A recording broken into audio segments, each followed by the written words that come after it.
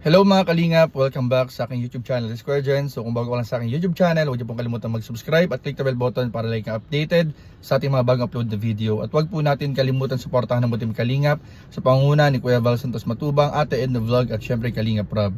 At para suportahan din po ang aming mga kasamahan sa Butim Kalingap, nandiyan po ang K-Boys, Kalingap Partner, Kalingap Reactor at lahat po ng charity vloggers sa buong Pilipinas sa tumutulong sa mga kabayan natin ng lahat mahihirap. Suportahan po natin lahat, guys. So ngayong araw mga kalingap ay pag-usapan po natin itong naging post ni Kalingap Rob. Mga kalingap, ito po ay ang pakiusap ni Kalingap Rob regarding po doon sa nangyari po mga kalingap na mga issues at pinag-usapan ng madla itong mga nakaraang araw, nakaraang gabi, na kung saan nga po mga kalingap ay meron tayong hindi inaasahang nangyari.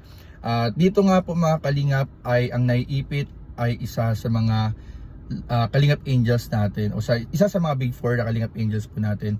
Walang iba po kundi po si Joy Diwata. So kawawa naman po mga kalingap si Joy, dahil ayon nga po dun sa post ni Kalingap Rob ay nakausap niya na si Joy at humingi na po ito ng paumanhin para dun sa nagawa, kung ano man po yung nagawa or ginawa nung ate po niya na hindi po nagustuhan ng ilan ng mga taga-suporta ng Kalingap, lalong-lalo na mga Kalingap yung nagawa na nakasakit kay Kalingap Rob. And pakiusap na rin po ni Kalingap Rob na wag na raw pong palakihin yung nangyari, wag nang pag-usapan, wag nang tawag diyan, wag na pong masyadong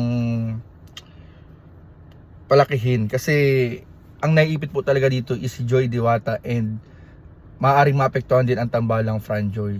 So kung maaari po ito na po yung ating ding last na pagbibigay ng opinion, pagbibigay ng paliwanag din dito mga kalingap tungkol sa post na ito ni Kalingap Rob. So sana po ay mag-aayos-ayos na ano man yung mga nangyari, ano man yung mga hindi inaasahang bagay na nakasakit, hindi lamang syempre sa mga nagmamahal kay Kalingap Rob, kundi po sa mga nakapaligid din pong tao kay Kalingap Rob. So ayun po mga kalingap, sana po ay move on na po tayo, move on na. So kung si Kalingap Rob ay nagpapatawad, syempre lalo na tayo mga kalingap, kung napatawad di Kalingap Rob yung nagawa sa kanya, so syempre tayo din mga kalingap patawarin na rin po natin kung ano man yung nagawa. And I'm sure naman po ay nabigla lang din siguro, sabi nga ay hindi nga daw inaasahan din ni Joy yung nagawa ng ate. So ayun po mga kalingap, sana po ay maging end na po ito ng issue, maging pagtatapos na po ito ng issue, ano man yung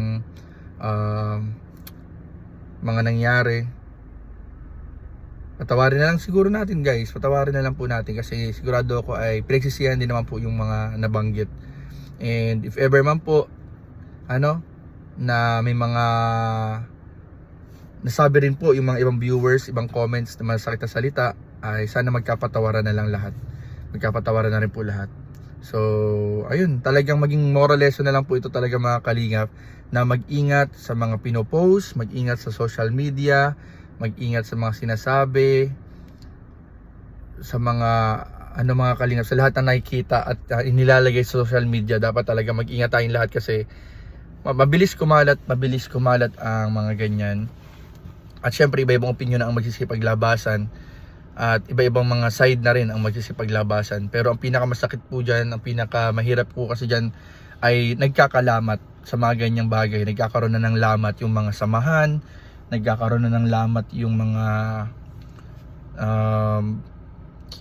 magkakaibigan. Pero sigurado ako andun pa rin po yung healing na magiging okay din po ang lahat. Magiging okay din po ang lahat mga kalingap. Naniniwala po tayo dyan. And syempre po patuloy lang po din yung ating pagsuporta mga kalingap kay Joy Diwata. At napakabait naman po ni Joy mga kalingap. Alam naman po natin yan, napakabait ni Joy. Ang ganda ng pakikisama at yung respeto po niya kay Kalingap Rob na andyan palagi. So nakakaawa din si Joy, kasi talaga si Joy po yung naipit sa nangyari or naapektuhan din. Kasi syempre yung tumutulong sa kanya at yung kapamilya niya yung nandun sa involved sa issue. So talagang medyo maapektuhan dito si Joy. And nawa maging okay na rin po ang lahat. Maging okay na po yung nanay nila, si Joy, sa mga nangyari. And move on na tayong lahat. Move on na tayong lahat, mga kalingap.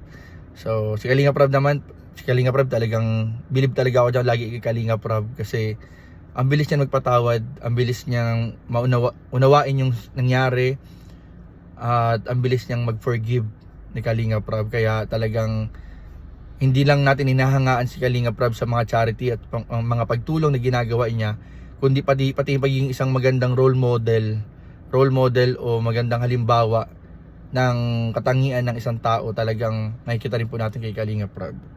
So ayun lang po, short video lang naman po ito, mga kalingap. Gusto ko lang bigyan pansin din at bigyan ng opinion yung nabasa kong post ni Kalingap Rab, na sana po tama na daw, mga kalingap. Tapusin na daw yung issue, yung mga usapin, huwag nang palakihin.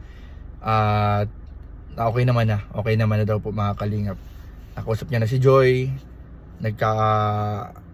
humingi na paumanhin, kahit naman na wala pong nagawang masama yung bata or si Joy, kahit wala pong nagawang masama, ay siya na po yung humingi ng paumanhin kay Kuya Rab nila, mga kalingap. So ayun lang po, mga kalingap, and nakita natin, dahil sa nangyari, nakita natin yung pagmamahal at suporta ng mga manonood talaga na kay Kalingap Rab. Talaga yung yung ang tawag doon, yung parang naramdaman nila, sabi nga nila, kung silang mga viewers sasaktan, paano pa kaya yung naramdaman ni Kalingap Rab. So dito makikita natin na talagang maraming nagmamahal kay Kalingap Rab, maraming nakasuporta kay Kalingap Rab, and sobrang thank you sa lahat. Thankful tayo sa lahat na nagmamahal, sumusuporta. Pero yun nga, si Kalingap Rab nagpatawad, magpatawad na rin po tayo, mga kalingap. Maging okay na rin po ang lahat. So I hope this is our last vlog about this issue.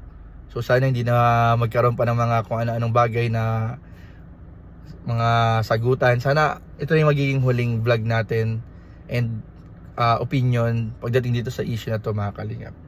So yun lamang po, at patuloy lang po yung ating pagsuporta kay Kalingap Rab, kay Kuya Val, Ate Edna, sa buong team Kalingap, sa K-Boy, sa lahat ng Kalingap Angels, beneficiaries, love team.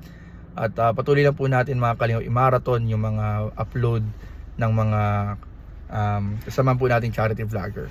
So yun lamang po siguro, mga kalingap, hanggang dito lang muna po. And maraming po salamat. God bless, Jesus loves you. God bless po, mga kalingap.